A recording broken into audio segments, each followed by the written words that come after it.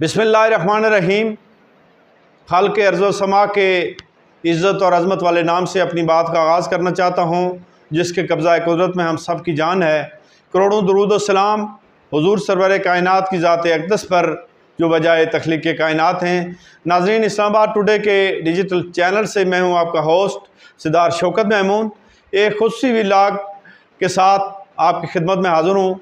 नाज़रीन, गुज़िश्ता 4 दिन कबल आज़ाद कश्मीर के सीनियर पार्लियामेंटेरियन साबिक़ वज़ीर हुकूमत ताहिर खोखर को अगवा किया गया था और ताहाल उनका अभी तक सुराग नहीं मिल सका और उनकी जो फैमिली है, उनकी अहलिया है, उनके बच्चे हैं, वो इंतहाई करब और तकलीफ़ की कैफियत से गुज़र रहे हैं और उनका सोना हराम हो चुका है। इस हवाले से मैं वज़ीर-ए-आज़म आज़ाद कश्मीर चौधरी अनवार अल हक पाकिस्तान की मुक़तदर कुफ़्तू से ये मुतालबा करना चाहता हूँ कि वो फ़ौरी तौर पर साबिक़ वज़ीर हुकूमत की बाज़ियाबी करा के उनको अपने बीवी बच्चों के साथ मिलाएं। मैं समझता हूँ कि ये इंतहाई ज़ुल्म और नाइंसाफ़ी है कि एक आदमी को हक़ गोई पे इस तरह के मुश्किलात का सामना करना पड़ रहा है और उनको अगवा कर लिया गया है। उनके ख़िलाफ़ झूठी और जाली FIR दर्ज की गई हैं। इस हवाले से जो 3 दिन का अपनी गिरफ़्तारी से कबल उन्होंने जो एक व्लॉग किया था और जो वीडियो पैगाम जारी किया था, मेरा ये मुतालबा है कि उसकी फ़ौरी तौर पर तहकीकात होनी चाहिए।